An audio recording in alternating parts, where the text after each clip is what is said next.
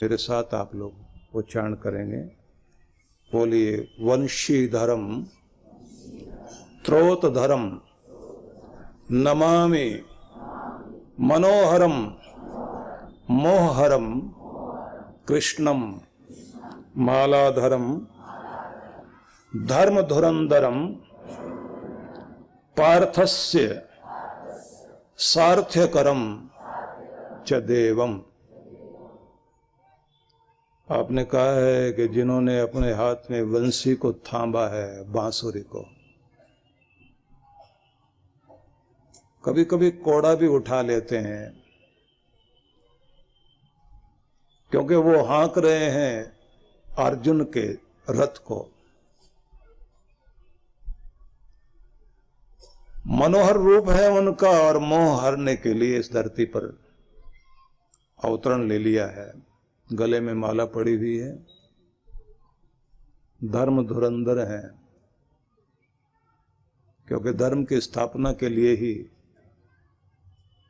इस पृथ्वी ग्रह पर उपस्थित हुए हैं। पार्थ के सारथी बन गए अर्जुन के। ऐसे प्यारे देव कृष्ण को हम सब प्रणाम करते हैं। सीधा मतलब है,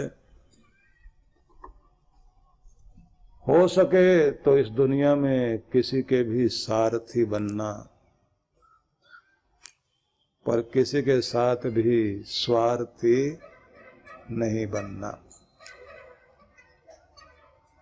सारथी बनकर आप दिशा देंगे और स्वार्थी बनकर दूसरे की दशा खराब करेंगे। कृष्ण भगवान ने हमें जो दिया, भारतवासी लोग जागृत होने चाहिए कि भगवान का प्रसाद क्या मिला हम लोगों को, वो क्या दे गए हमें, और उनकी उपस्थिति उनके होने को क्या दर्शाता है। भगवान श्री कृष्ण के मुख से प्रकट हुए जो बोल है, जो उनका संदेश है, उनका जो संवाद है, वही उनका प्रसाद है, और वो है गीता। जो अपने परमात्मा को, अपने प्रभु को पूजना चाहते हैं, मानना चाहते हैं और जीवन जीने के लिए उनकी कृपा पाना चाहते हैं, उन्हें ध्यान रखना चाहिए कि आप सबके लिए प्रसाद दे गए भगवान। जब इस पृथ्वी ग्रह पर विचरण किया उन्होंने, तो आप सबको प्रसाद दिया उन्होंने, गीता। इसलिए हर किसी के घर में गीता होनी चाहिए, क्योंकि गीता गीता ही नहीं, वो जीवन गीता है, संजीवनी है। और संजीवनी का काम है कि मृत को भी जिंदा कर दे। मुर्दा मन अर्जुन का, और भगवान ने जो संजीवनी दी उसका परिणाम ये हुआ। कहां तो कायर बनकर भागने लगा था और कहां वीर बनकर खड़ा हो गया, वीर अर्जुन हो गया। मजे की बात यह है कि ये गीता ऐसा ग्रंथ है जिसके संदेश के कारण अर्जुन को सफलता तो मिली ही, राज ऐश्वर्य मिला, मृत्यु और संकट टले,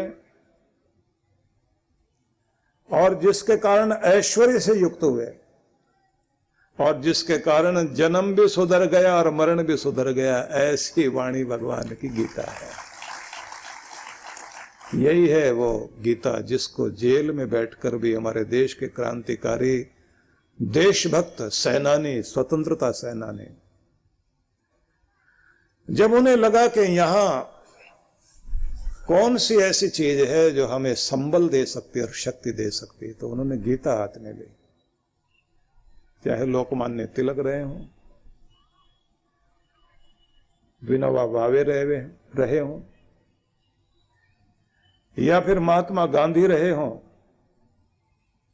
या जितने भी क्रांतिकारी थे भारत के, वे सभी महान जन नेता, राष्ट्र नायक, जिन्होंने इस देश को बहुत कुछ दिया, जिनका ऋण इस पृथ्वी पर है, हम सब पर जिनका बहुत बड़ा कर्जा है। गांधी जी ने कहा था, जब भी कभी मैं हताश हुआ, निराश हुआ, उदास हुआ,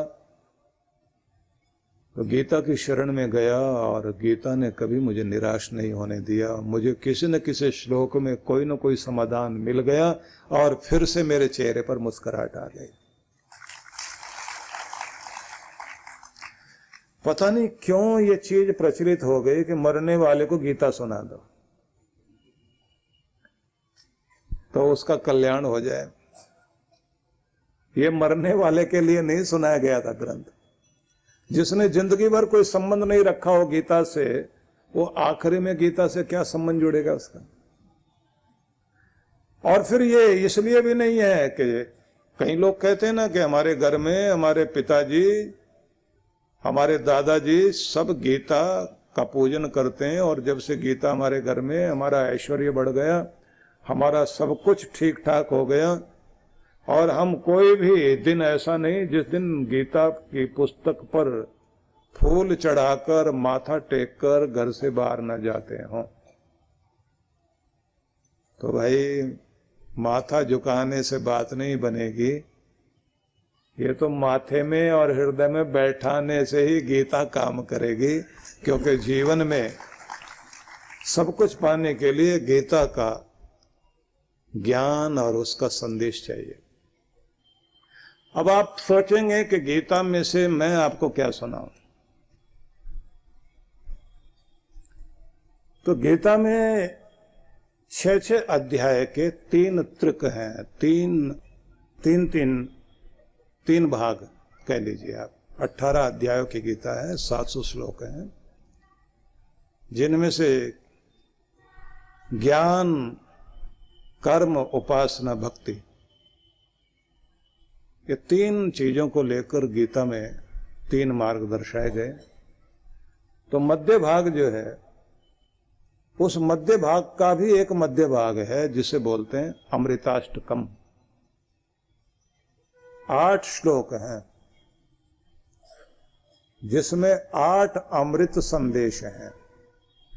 गीता का जो अमृत है वो 8 बूंदे समझ लीजिए, और इसे ऐसे मान लीजिए कि बूंद समाई समुद्र में, ये जानत सब कोय, समुद्र समाया बूंद में, बिरला बूझे कोय। ये सब लोग ये तो देखते हैं कि आसमान से बूंदे गिरी और समुद्र में लहरों में जाकर मिली और खो गई। बारिश हो रही थी समुद्र की लहरों के बीच, तो बूंदे ऊपर से आए और नीचे देखें तो कहां लहर बन गई, नीचे समुद्र में लहर बनकर खो गई। ये तो सब लोग देखते हैं कि बूंद गिरती है और पानी में मिलकर सागर में, झील में, नदी में, तालाब में, सब जगह जहां भी गिरेगी तो फिर वहां खो जाती है जाकर। लेकिन खोती नहीं है, समुद्र बन जाती है। किसी का भी समर्पण जब सही दशा में और सही जगह होता है तो फिर वो खो नहीं जाता, फिर वो बहुत बड़ा हो जाता है। ये जो मोमबत्ती जलती है ना, आपने कभी ध्यान से देखा होगा, कुछ मोम बच जाता है, गिर जाता है नीचे, बाकी जल जाता है। तो कुछ लोग ये सोचते हैं कि जो गिर गया नीचे वो बच गया और जो जल गया वो खो गया। लेकिन देखा जाए जो नीचे गिर गया तो व्यर्थ चला गया, और जो जल गया वो जला नहीं, वो रोशनी बन गया, प्रकाश बन गया। आपकी जिंदगी में जो चीजें, जो समय रोशनी बन गया, प्रकाश बन गया, ज्ञान बन गया, अनुभव बन गया, मधुर याद बन गया, ऊंचा उठाने का कारण बन गया और आपकी जिंदगी का पुण्य बन गया, तो समझ लीजिए वो खोया नहीं है, वही तो पाया है। कबीर कहते हैं ना, चलती को गाड़ी कहे, बने दूध को खोया। उलट बादशियां है ना कबीर की। भीजे अंबर बरसे कंबल, कंबल से पानी गिर रहा है और अंबर आसमान बादल भीग रहा है, तो विषय ना बदल जाए, फिर वहीं लेकर जाएंगे। वो कहते हैं कि चलती को गाड़ी कहे, जो गाड़ दी जाए उसी को तो गाड़ी बोलते हैं ना, लेकिन हम लोग किसे कहते हैं? जो चल रही उसे गाड़ी बोलते हैं। बने दूध को खोया, और जिसे पका पका कर खोया बनाया हो तो वो तो खोया नहीं, वो तो पाया है ना।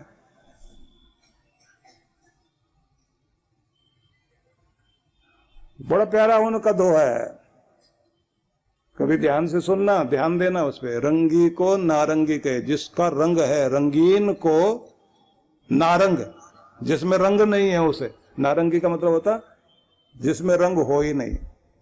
करंगी को नारंगी कहे, बने दूध को खोया, और चलती को गाड़ी कहे, देख कबीरा रोया।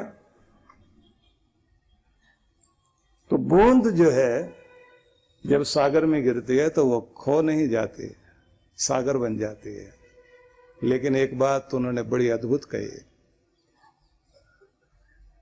कि बूंद समाई समुद्र में, यह जानत सबको है, सबको ही जानते हैं सागर में बूंद गई। समुद्र समाया बूंद में, बिरला बूझे को है। पूरा पूरा समुद्र एक बूंद में है कि इसे तो कोई कोई जानता है। आप सबके पिंड में ब्रह्मांड है, और आपके घट में ही आपका परमात्मा है, कि जिस दिन इसकी अनुभूति हो जाएगी उस दिन सच में असली ज्ञानी बन जाओगे। तो 8 अमृत संदेश हैं, बूंद समझ लीजिए, 8 बूंदें गीता की, उन पर हम लोग ध्यान देते हैं। तो 12वें अध्याय के वे श्लोक, गीता का 12वां अध्याय, जिसमें भगवान आखिर में एक शब्द बोलते हैं, स में प्रिय, स में प्रिय, स में प्रिय, वह मेरा प्यारा। मतलब एक लोग वे जो भगवान को प्यार करते हैं, भक्त कहलाते हैं ना। जो भगवान को प्यार करें, एक वे लोग, और एक वे जिन्हें भगवान प्यार करें। एक वे जो भगवान को चाहे, और एक वे जिनको भगवान चाहे। तो जिन्हें भगवान चाहे वो कौन से होते हैं, कैसे होते हैं? तो भगवान उनकी पहचान बनाते हैं। और अद्भुत बात उन्होंने कही कि भक्त की स्वाभाविक स्थिति क्या होती है जब भक्ति उतर जाए ना हृदय में, जिंदगी में भक्ति रस आ जाए। जैसे किसी को सेवा में रस आने लग जाए। सेवा में जिनको रस आता है तो वो मान अपमान सब भूल जाते हैं। पूरी चेतना उनकी एक ही काम में लग जाती है कि मैं कैसे इस दुनिया में पीड़ित लोगों का, असहाय लोगों का, बेसहारों का कैसे सहारा बन सकता हूं, और क्या कर दूं, क्या क्या करूं इस धरती के लिए, मानव मात्र के लिए।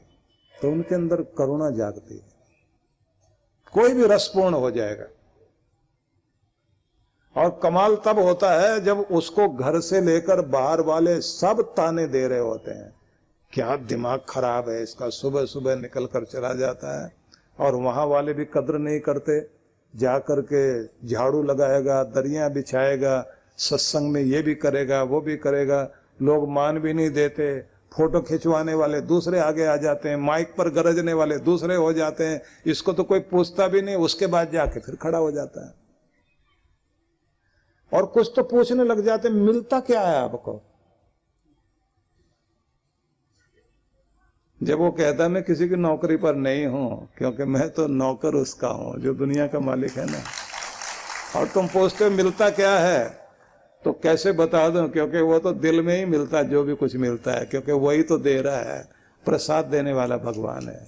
ऐसा करने के बाद जो चैन मिलता है ना, क्या मिलता होगा उस माँ को जिसका बच्चा ये कहकर गया कि चाबी मेरे पास है, रात में मैं 12-1 भी बज सकता है, तो माँ खाना खा के सो जाना। और माँ लेट तो गई लेकिन आंखें बंद नहीं कर रही कि नींद ना आ जाए। बोलकर गया था 12-1 बजे आ जाऊंगा, 2:30 बज गए रात के, और उसने इतने धीरे से दरवाजा खोला कि माँ को पता ना लगे, और हल्की सी आहट होते ही माँ सामने आकर पहुंच गई और बोली, बेटा खाना गर्म कर दूं? बच्चा एकदम गुस्से में चिल्लाता है, क्या जरूरत थी जागते रहने की, पहले तबीयत खराब रहती है फिर भी तुम रात में उठ गई हो। माँ उस समय क्या कहती है, खाना लाओ ना? वो कहता है मैं खा के आया हूं। अच्छा, गर्म दूध तेरे लिए रखा हुआ, वो पी ले। और बच्चा नाराज हो रहा है, वो जाके अपने हाथ से उसको दूध देकर कहती पी लो। पूछता है माँ तूने कुछ खाया? बोले जब तेरे मुंह में कुछ जाएगा ना तभी मेरे गले से नीचे उतरेगा। अब उसको समझ नहीं आता कि ये है क्या चीज, ये माँ के दिल को क्या होता है। आप लोग नहीं जानते कि जो उसको चैन मिलता है ना अपने बच्चे को खिलाकर पिलाकर, उसको सुरक्षित लौटता देखकर। इसलिए कहते हैं ना कि महात्मा और माँ दोनों में, माता में और महात्मा में कोई ज्यादा अंतर नहीं है। बस समस्या वहां आ जाती है जब वो लिमिट में आ जाती है, अपने प्यार को सिर्फ अपने बच्चे तक रखती है। जैसे पूरे समुद्र के पानी को में से कोई एक बाल्टी भर के ले आए ना, तो है तो वो भी समुद्र का पानी, लेकिन उसमें नौका तो नहीं चल सकती। सैंपल पूरा पूरा वही है। वो लिमिट में आ गया इसलिए उसकी ताकत नहीं रह गई। जब आप लिमिट में हो जाते हैं तो आपकी ताकत जाती रहती है, और जब अनलिमिटेड हो जाए, असीमित हो जाए, आपका प्यार सबके लिए हो जाए, प्राणी मात्र के लिए हो जाए, सबके कल्याण की कामना का हो जाए, तब आप भी समुद्र बन जाते हैं, तब आप भी महात्मा हो जाते हैं, तब महान आत्मा हो जाते हैं। लेकिन सेवा करने वाले आदमी को जो मिलता है उसके हृदय में मिलता है, उसको बाहर वाले नहीं समझ सकते। पिता नहीं समझ सकता कि ये मां अपने बच्चों के लिए क्यों इतना जागती है, क्यों भूखी रह जाती है, इसको मिलता क्या है। हालांकि बच्चे बुढ़ापे में जाकर एकदम नकार देते हैं, मां की कदर नहीं कर पाते। तो आपको ये सुनाना चाहता हूं कि 8 अमृत भगवान के वो उपदेश, जहां उन्होंने बताया कि जो भक्त की स्वाभाविक स्थिति होती है वो क्या होती है, क्या होता है, वो कैसे होता है, उसके पवित्र अवस्था के लक्षणों को बताया है। जब भक्ति जीवन में आ जाती है तो उसका जो मानसिक रूप होता है, उसकी जो चित्त की अवस्था होती है कैसी हो जाती है, और किस अवस्था में मैं उसे स्वीकार करता हूं कि ये मेरा प्यारा है, ये मेरे प्यार के काबिल बन गया।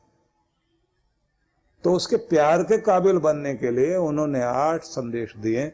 उन 8 में भी कुछ शब्द हैं जिनको आप लोग पकड़ने की कोशिश करेंगे। मेरे साथ पहले उच्चारण कीजिए। अद्वेष्टा सर्वभूतानां मैत्रः करुण एवच निर्ममो निरहंकार सम दुख सुख क्षमी। अब विचार कीजिए, भगवान कह रहे हैं प्राणी मात्र के प्रति जो द्वेष भाव से रहित हो, ऐसा पहला लक्षण।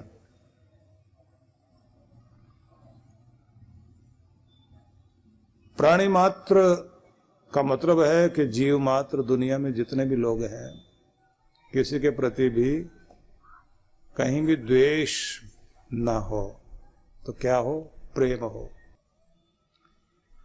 इसे ऐसे समझ लीजिए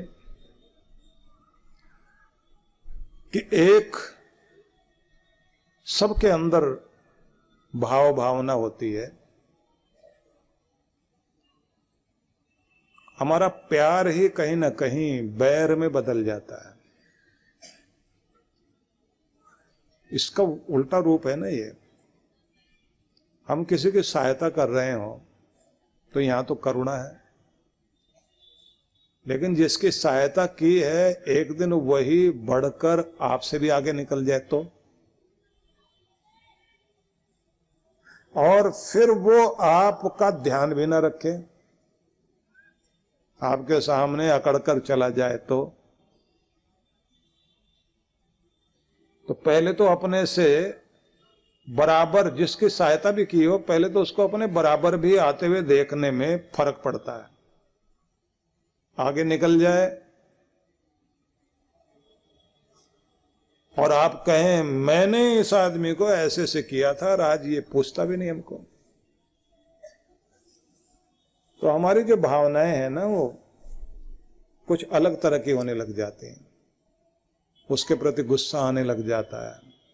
हम कहने लग जाते हैं, दुनिया में अच्छे लोग होते हैं जो कृतज्ञ होते हैं, सबसे बुरे लोग वो होते हैं जो एहसान फरामोश होते हैं।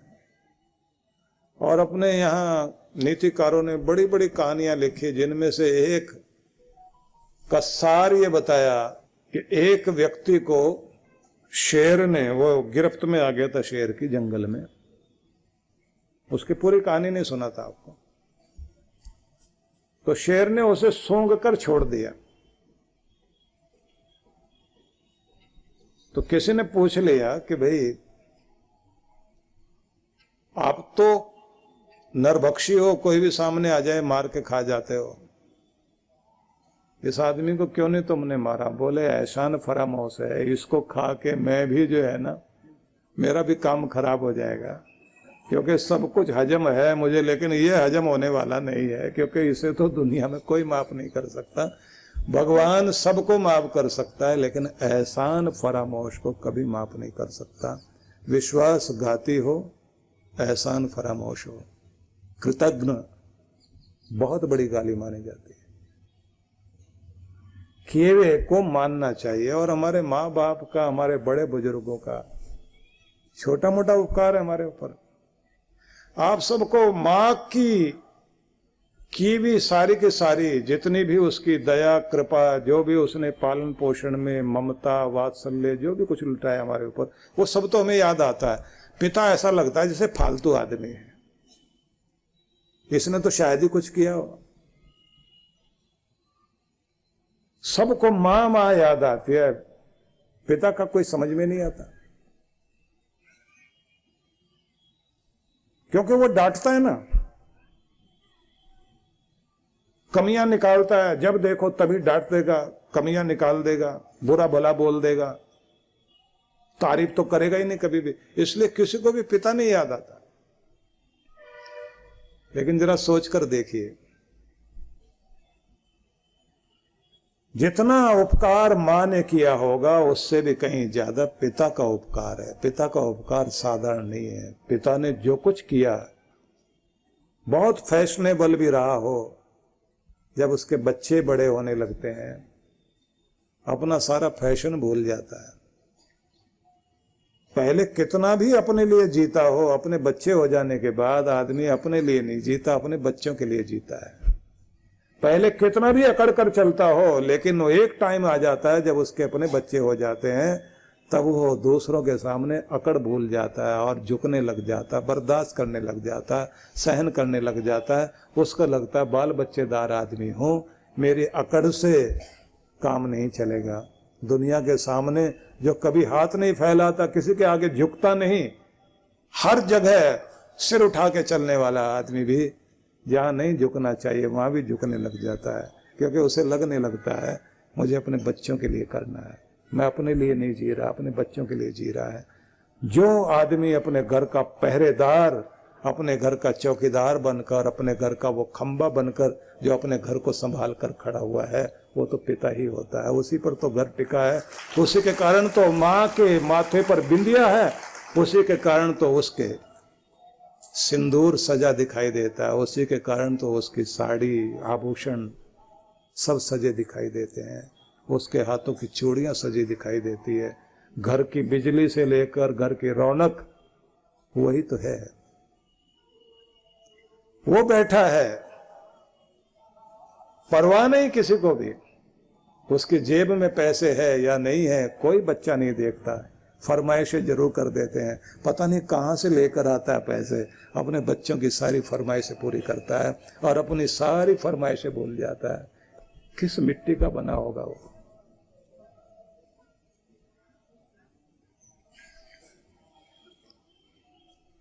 किसने लिखा कि कितने मजबूत कंधे बनाए हैं रब ने मेरे पिता के, कि कितने मजबूत कंधे बनाए हैं मेरे रब ने मेरे पिता के, कि मेरी जिम्मेदारियों का बोझ उठाते हुए कभी थके ही नहीं है, कभी टूटा ही नहीं वो।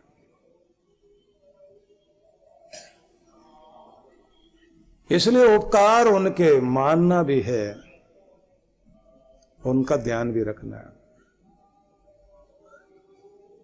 मैं भी रास्ते में जब हम लोग आ रहे थे तो मैं ऐसे बात चल रही थी कि ये ममता, ये वात्सल्य, ये क्या होता है, तो मैं ये बता रहा था कि प्रकृति में एक बड़ी अद्भुत चीज है। ये जितने पशु पक्षी हैं ना, इनमें जो मादा होती है उसके पास जिम्मेदारियां बड़ी होती है। घोंसला, बच्चों को जन्म देना, फिर उनका भोजन लेकर आना, उनको खिलाना, उनके साथ बैठना, उनके मुंह में डालना। चोंच में लेकर आएगी चिड़िया और अपने बच्चों के मुंह में डाल के खिलाती है। तो मैं ये बता रहा था, बिल्कुल अजीब तरह की स्थिति होती है और प्रकृति में बिल्कुल उल्टा उल्टा दिया हुआ है। प्रकृति में जो है, नेचर में आप देखेंगे तो वहां जो मादाएं हैं उनको श्रृंगार नहीं दिया भगवान ने। इंसानों में तो उल्टा है ना, महिलाओं में श्रृंगार है, पुरुषों में नहीं है। पुरुषों में तो जो वो दूल्हा भी बनता है तो ऐसा उसके सिर पे मुकुट उकुट लगा के ऐसा बांध देते हैं, पूरा जोकर जैसा ही हो जाता है बेचारा, हालत ही खराब कर देते हैं उसकी। लेकिन प्रकृति में बहुत उल्टा खेल है। प्रकृति में अगर आप देखें पूरे नेचर में तो सारी सजावट जो है नर के अंदर है। कलगी किसके पास? मुर्गे के पास। मुर्गा देखना आप कभी, मुर्गी के पास कलगी नहीं है, जो सिर पे मुकुट होता है ना।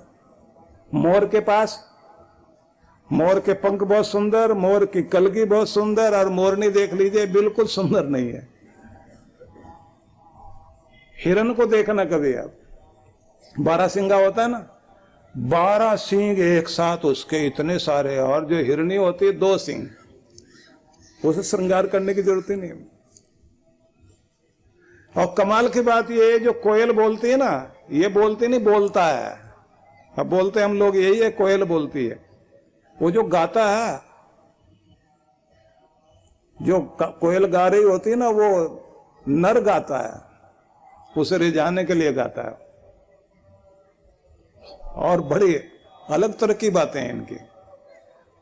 हाँ, एक बात बहुत अजीब है, ये जो मच्छर है ना, उनमें से भी जो काटती है ना, ये बहुत अजीब बात है कि वो मच्छरी काटती है, वो नर बेचारा नहीं काटता।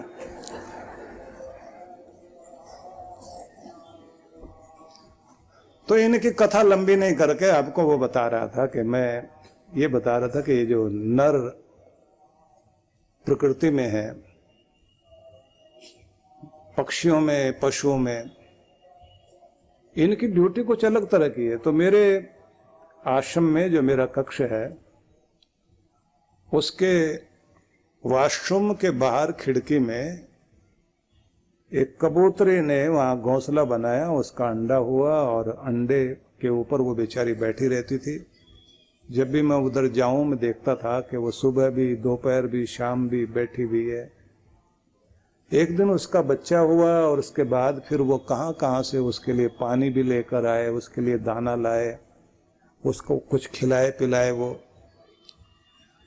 और मैं सोचता था, देखता रहता था कि यहाँ ये बेचारी अकेली दिखाई दे रही है, वो जो पिताजी है वो कहाँ है, वो दिखाई ना दे वहां। तो बहुत ध्यान से मैंने देखा, खिड़की के ऊपर वहां बैठा हुआ अकेले, जैसे वो जो उधर गांव में होते हैं ना, वो हुक्का पी रहे होते हैं बैठ के, आजकल बीड़ी सिगरेट पीते, तो वो बाहर बैठा दिखाई दे।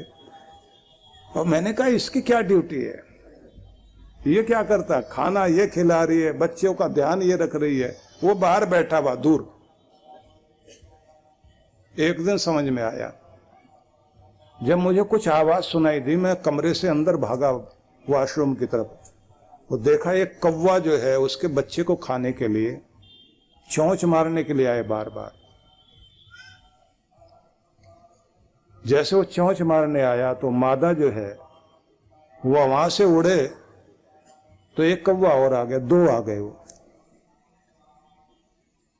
उसके बाद वो जो बैठा था ना खिड़की पर, वो आ गया उठ के, बोले अब मैं हूं यहां। और उसने जो कौवे को भगा के आया, ऐसी चौंचे मारी उसने। उसके बाद मैंने देखा, मैं भी वहां 15-20 मिनट खड़ा रहा, कि उसके बाद वो कौवा वहां नहीं आया। तब पता लगा कि पिताजी इसको कहते हैं कि जब कहीं कोई संकट आए तो उससे लड़ने के लिए ये है आगे। इसलिए संस्कृत वालों ने भी बड़ा अद्भुत नाम रख दिया, माता निर्माता भवती। जो निर्माण करे वो माँ है।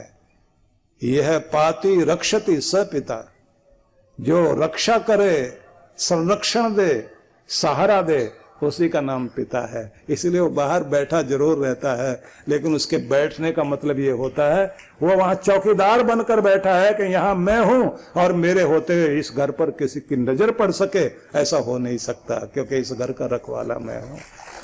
ये दो हाथ हैं, इन दोनों हाथों में एक कोमल हाथ है, एक कठोर हाथ है। एक हार्ट की तरफ वाला जो हाथ है ना, वो कोमल हाथ है, वो माँ का है, और एक ये दूसरी तरफ वाला कठोर, ये पिता का है।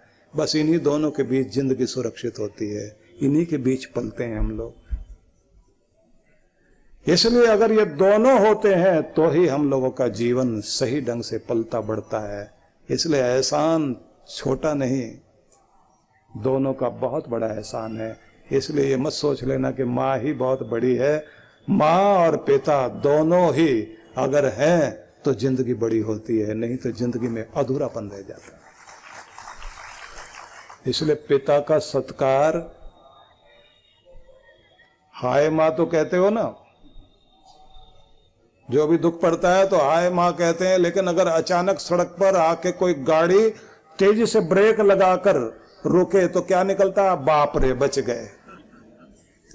तब बाप याद आता। बड़े संकट में बाप है, छोटे मोटे में माँ है, और दोनों ही रूपों में आपकी जिंदगी सुरक्षित है। इसलिए ध्यान रख लीजिए, इनका एहसान बहुत बड़ा हम सब के लिए, इन्हें मान देना फर्ज है हमारा।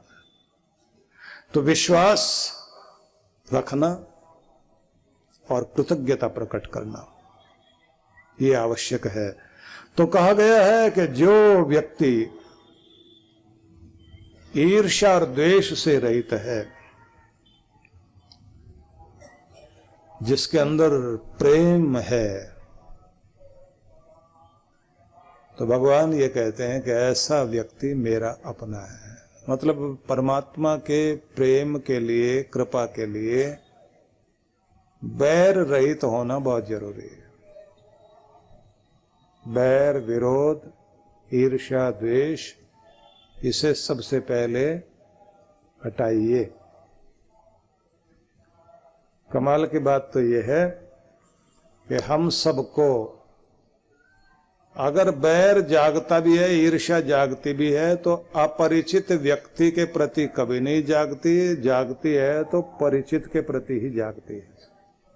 पूरी दुनिया में कोई भी कितनी भी बड़ी तरक्की कर जाए, हमें कोई लेना देना नहीं है, लेकिन हमारा जाना पहचाना, हमारे साथ वाला, हमारे साथ पड़ा हुआ, हमारे पड़ोस में रहने वाला, हमारी बिरादरी वाला, हमारा कोई सगा संबंधी वो तरक्की कर जाए, फिर यहाँ छाती पर सांप लौटने लगता है, ये कैसे आगे बढ़ गए।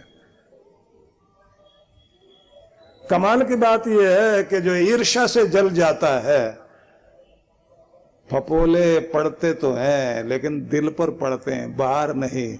बाहर फपोले पड़ जाएं उसके लिए तो बरनौल हो सकता है, लेकिन अंदर वाले के लिए बरनौल नहीं है भाई, है कहीं। और कमाल की बात यह है कि जला भुना आदमी ईर्ष्या से, पड़ोस में मकान बन गया हमसे ज्यादा ऊंचा, हमसे ज्यादा सुंदर, हमसे ज्यादा बड़ा, और पड़ोस में है तो बधाई देने तो जाना ही पड़ा। जाएंगे और जाकर फूल भी भेंट करेंगे और जाकर बोलेंगे क्या, हार्दिक प्रसन्नता हुई आपको देखकर, आप हमारे पड़ोसी बन गए हैं, हार्दिक प्रसन्नता हुई। और आंखें क्या बता रही होती हैं, हार्दिक जलन हुई है, हार्दिक जलन।